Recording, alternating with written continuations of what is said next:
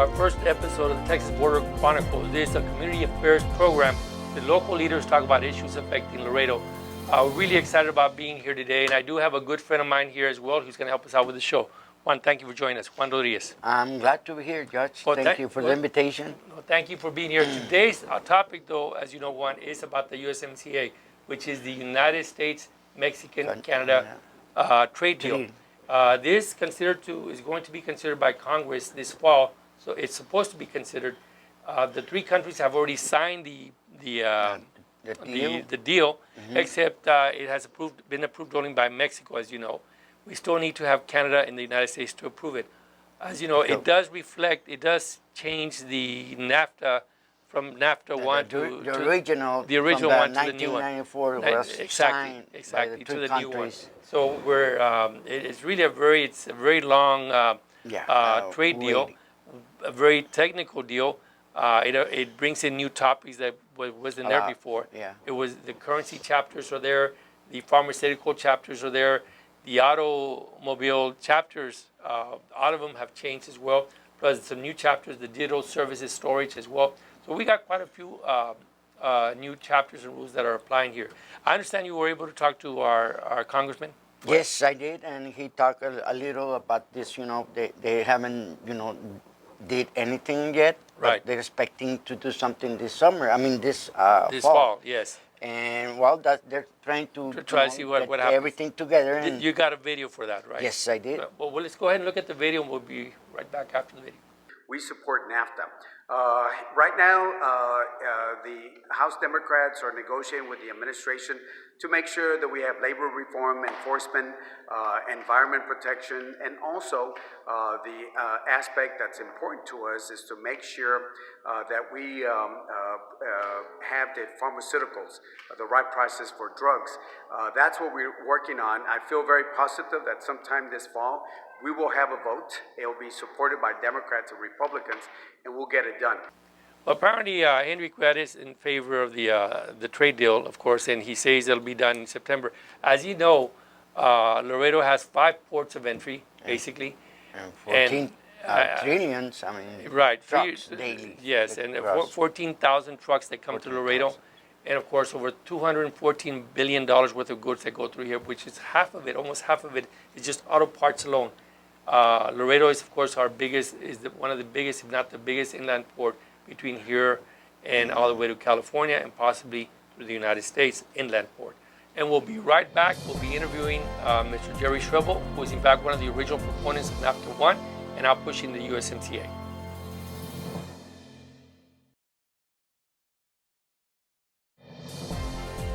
Welcome back to the show.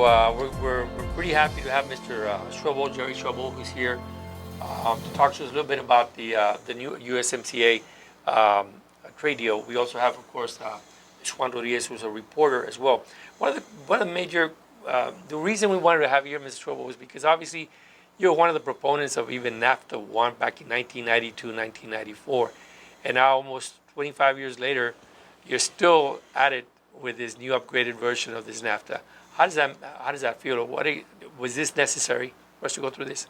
Well, of course, not only was it necessary, but it was important for the economic vitality of this region.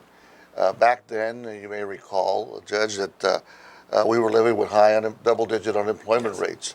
We were a vibrant, border community, but we had our challenges and our issues. And the question was that we saw in the opportunities that a expanded trade agreement that really goes back not just to 1992, but even beyond that to the Reagan administration. We were talking about a free trade bloc of all of Western Hemisphere down to South America.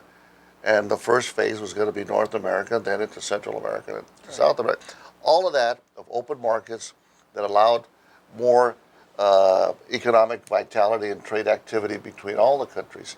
So that's the way we saw it. We saw it as a long-term effect.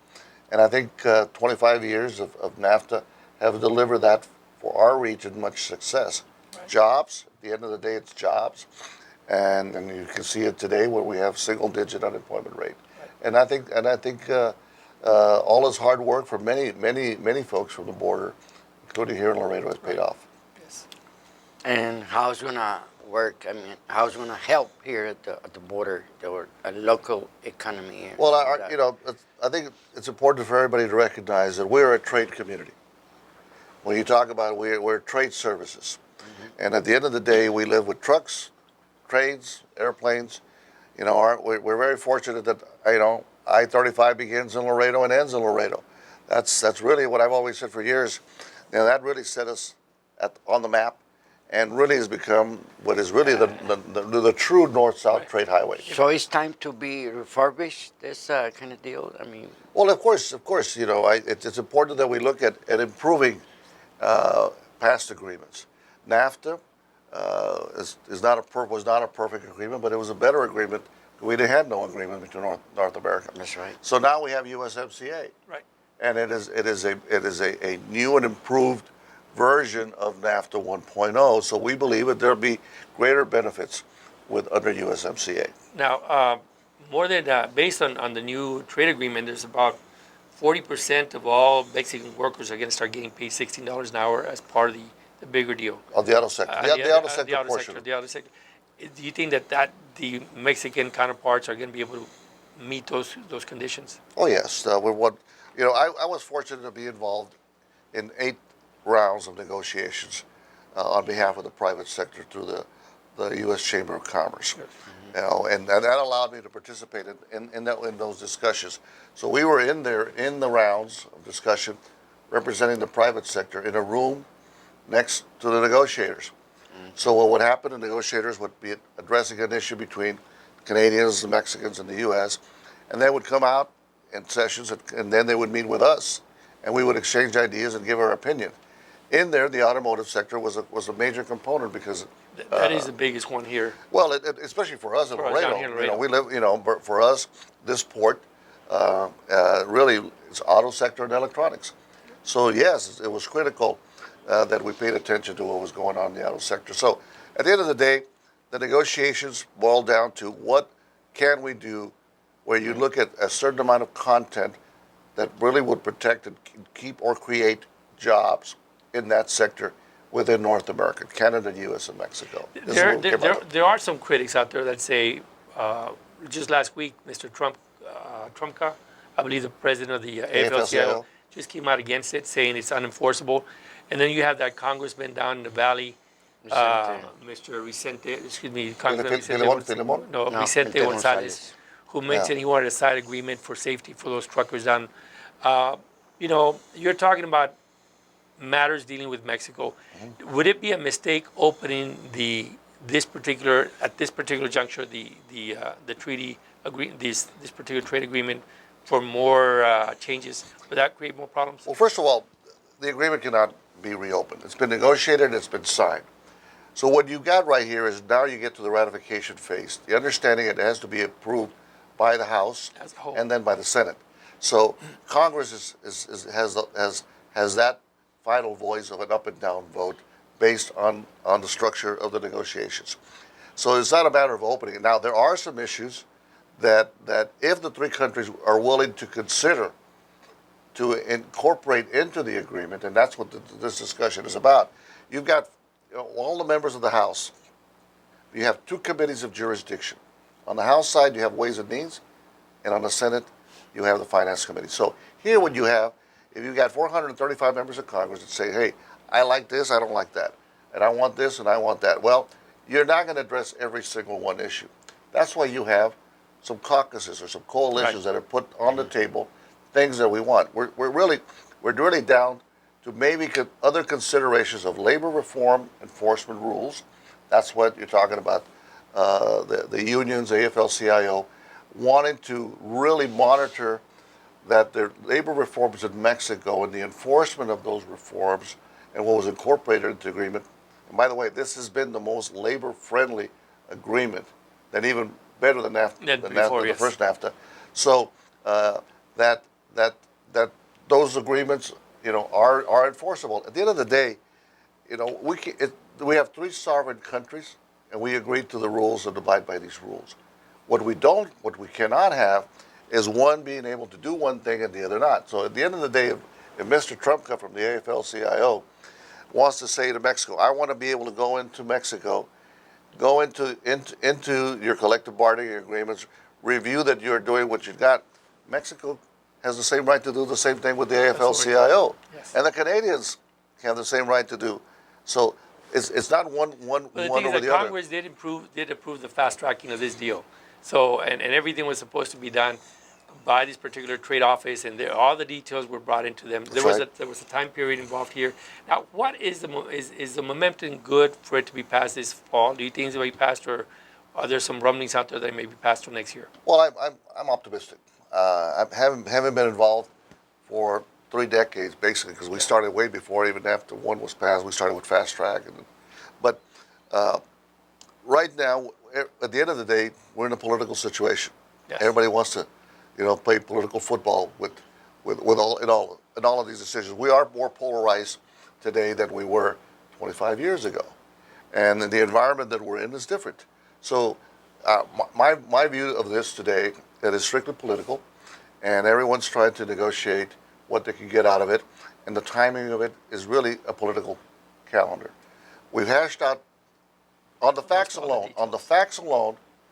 This is a no-brainer. Should have passed. Should be ratified today. But everyone will throw in, well, how about this and how about that? We're stuck on the labor reform issue. There's an issue of biologics for pharmaceuticals, and there's an issue on the environment. And one of the things I want to remind everybody is that even though in NAFTA 1 we also had an agreement, when President Bill Clinton came into office as a Democrat, he actually added 2 additional provisions as side agreements. Which the environment and labor. This agreement today incorporates those side agreements. Where they're not side agreements, they're part of the agreement. That's why it's a better agreement. Definitely. Well, I think what we're going to do at this time, I'm going to take a short break. I do want to thank you, Mr. Swelbel, for providing this information. I'm assuming you're saying that it's going to pass this fall. Yes. And so we'll see. I'm sure that it will pass. Thank you for coming. Thank you for inviting me. Thank you. We'll be right back.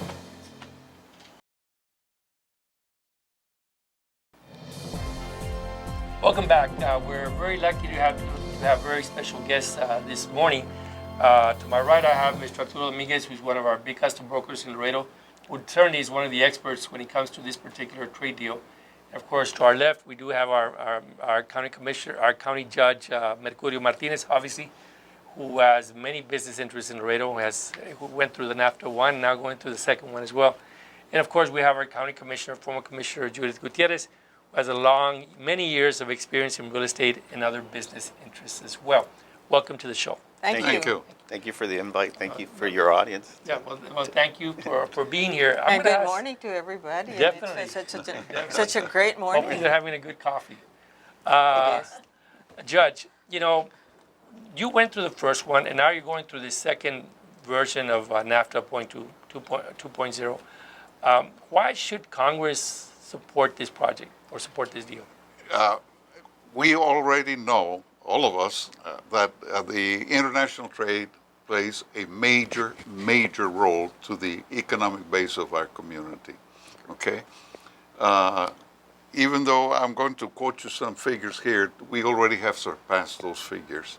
Right now, to be honest about it, Laredo is number 2 in total goods that cross both as in and out of this particular port. It exceeds $300 billion worth of goods through Laredo, and it exceeds over 2 million 18-wheelers that actually cross also. The number is just impressive and hard to even acknowledge it. Laredo by itself has 41 million square feet of warehousing. We have more warehousing than San Antonio and Corpus Christi combined right now. This is the impact that it has. So obviously, international trade is a major economic influence to our community. And it is because of that that we have to continue to support it, okay? This would be an upgrade, in other words. Very much so. That is correct. And this is another reason, too, why we have, you name the financial institution, and we have presence of that financial institution here in Laredo. All right? You know, earlier I was talking to Mr. Dominguez, and he was talking to us about how much money is transported to Laredo in terms of goods. And you mentioned almost half of it is automotive. Yeah, I was talking to Mr. Garza when I came in, and I was telling him we are the number one port in the United States when it comes to auto parts. Very true. We have $61 billion coming through Laredo. Number two is Detroit, has $42 billion. Los Angeles has $33 billion, and New York has $20 billion in trade just in auto parts. So that sector is very important for this community. Everything that is transported. When it Let comes me to bring up another item that, of course, it's going to surprise you. 85% of all the aguacate or the calabo crosses through Laredo for the entire United States. 85%. That's The judge was giving me that statistic. I think it was yesterday, and I said, "Would you say that again?" Because it's really mind blowing. 85%. So they're not going through San Diego. No, not at Anywhere all. else. And it crosses through Laredo. Of course, yeah. A lot of it comes through the Columbia Bridge. A lot of it through the Columbia. And of course, there's a big difference in the aguacates from Mexico versus aguacates that comes from other countries. I don't know if you're familiar, No. particularly more so from So- Central and South America. There's no comparison. Well, there are some other changes that are happening also with this new trade deal. The currency, part of it, where now the markets are, the currency is going to be based on the market. No longer the government of Mexico can come in, or the U.S. and make some changes on the peso on their own. They have to base it now on the market.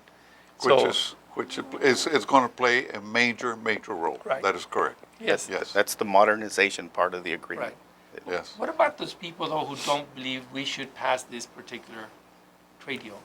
For example, there are some people who believe that there are issues with the environment, or let's just suppose the enforceability of the contract by.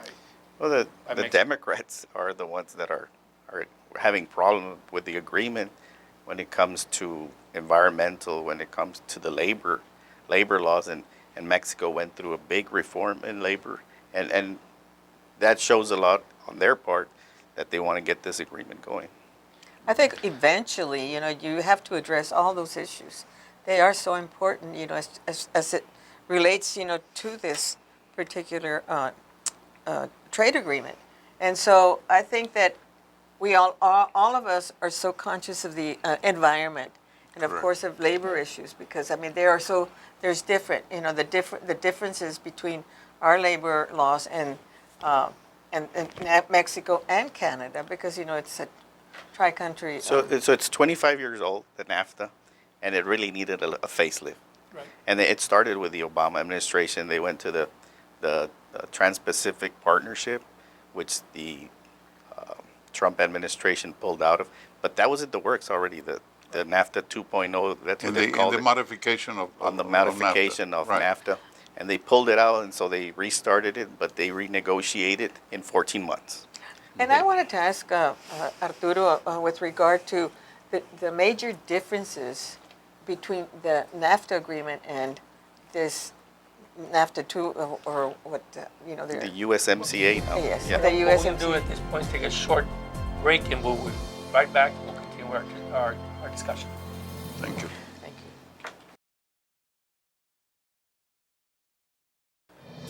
Welcome back to the show. Mr. Dominguez, you were mentioning during the break that actually there was a huge increase in business. The growth, yes. Actually, the Trump administration said it was the worst agreement ever, and so they said we're going to cancel it. The NAFTA damaged our U.S. economy, and so that's what it has to be canceled.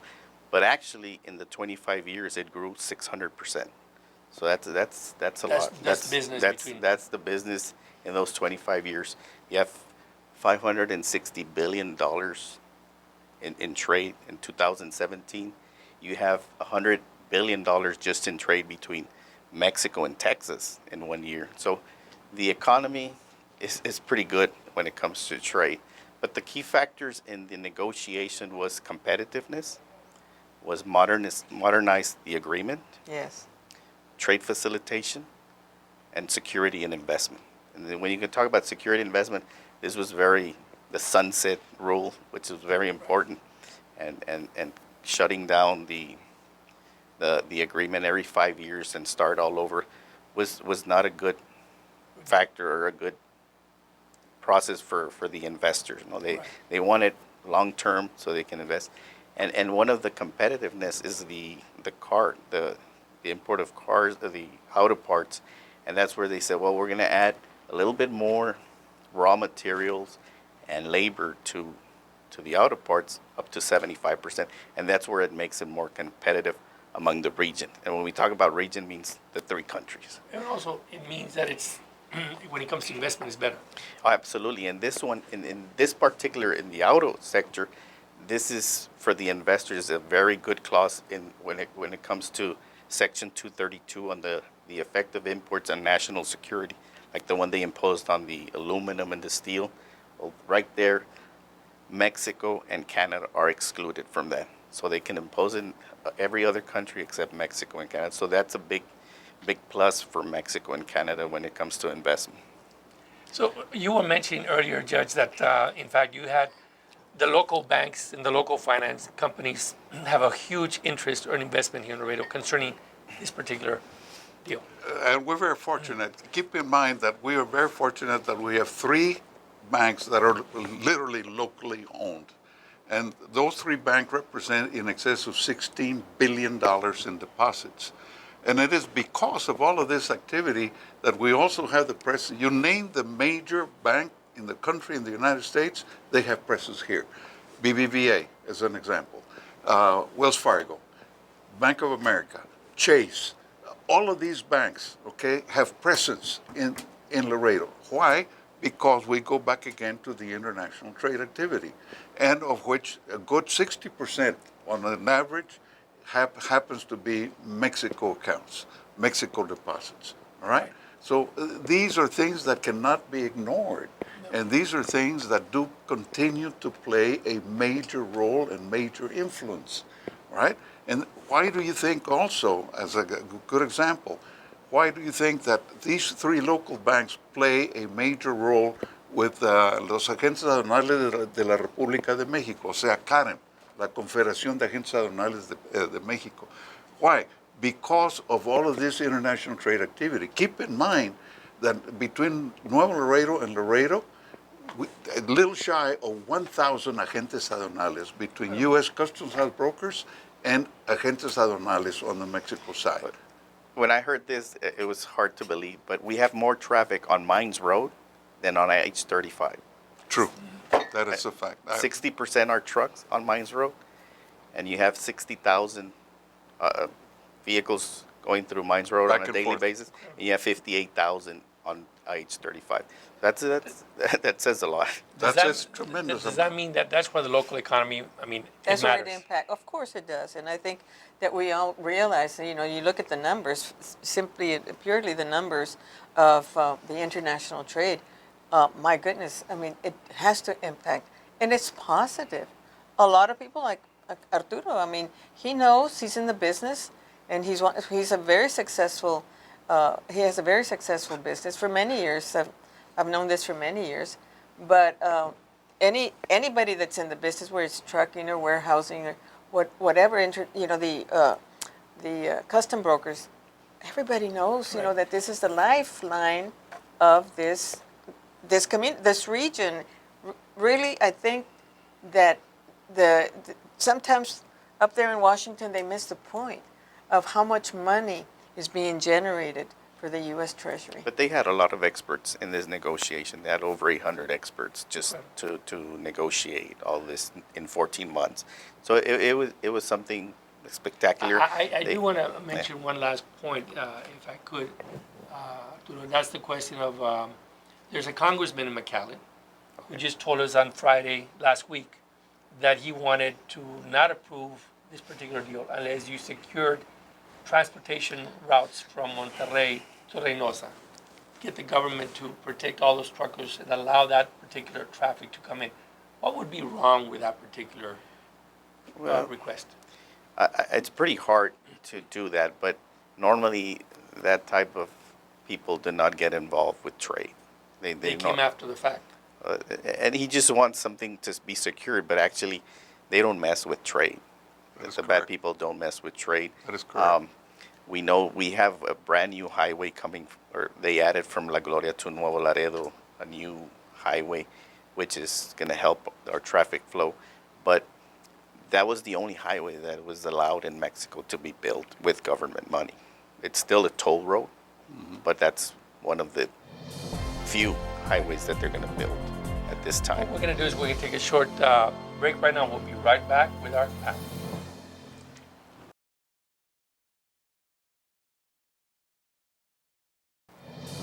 Thank you for coming back. This is our last segment of the show. I do want to ask you at the end of the day, there are some negatives and positives, mostly positive, I would imagine, but what do you tell people from Laredo about this deal?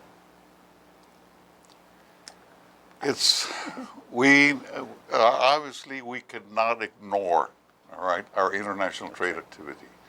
We have to do as much as we can to continue to promote it because it plays a major role in our lives. And it plays a major role in Texas.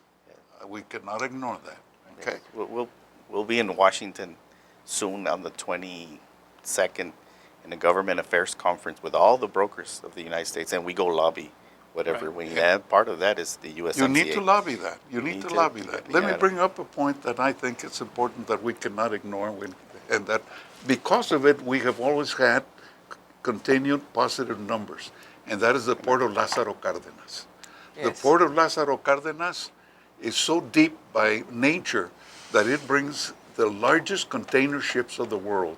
They bring in 14,500 containers in one ship. So you can imagine one ship coming through Laredo every day. That's you what are. we cross, 14,000 trucks a day. Exactly. Can you imagine? I mean, what the economic impact?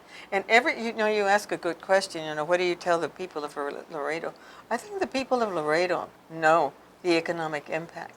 And I remember years back, when we had all of this peso devaluation, and everybody was just so concerned about what was going to happen to Laredo. Then comes along the NAFTA, agreement, and all of these businesses, started, and you have everybody is, I mean, it's so positive. Can't find one negative thing. Maybe a few things, maybe with the environment, but I think that for the most part, people of Laredo have really benefited from. Actually, from there's all no this. free trade agreement that has ever collapsed or correct. failed. I mean, That's right. but just for reference, when we would clear the trucks downtown at the import lot in El Pozo, we were clearing 2,500 trucks a day. We're doing 40 just daily. We're doing 14,000. I mean, that's the difference, and all of this is the NAFTA. Well, let's, there was some comments that maybe our House Speaker Pelosi might not put it on for this year, but that's still pending. Well, she said that she voted the first time, yes. So it's just a matter. I mean, something that the Mexican government said. Look, let's just agree with it. What we have. Don't open the text, because if you open it, starting all over again, it's going to take the longest time again. Let's keep it as is, and maybe with the sunset, And modify it. and modify it Just as it goes modify on, it. and that would be the best. And so Congress has to finalize this by September the 30th. When does the treaty start? Or, excuse me, the It's, trade it's, agreement? it would start 2020, January 2020, January. if they were to agree and finalize it. And it would be something very secure for us in our hearts. Well, I wanna- Absolutely, I would think that. Well, I want to thank you for being Thank here, you. Arturo. I Thank you. appreciate navigating to the first show with us. And of course, our judge, Judge Mercurio Martinez, our Commissioner, Judith Gutierrez. It's our first show. I want to thank you, the public, for listening. And we'll be bringing topics like this in the future. I want to thank KGNS for allowing us to be here as well. And just a little bit of more information so we can become more aware about our community. And the more we know, the better we're off at the end. So have a good, blessed weekend. And of course, have a good work week. Thank you. Thank you. Thank you.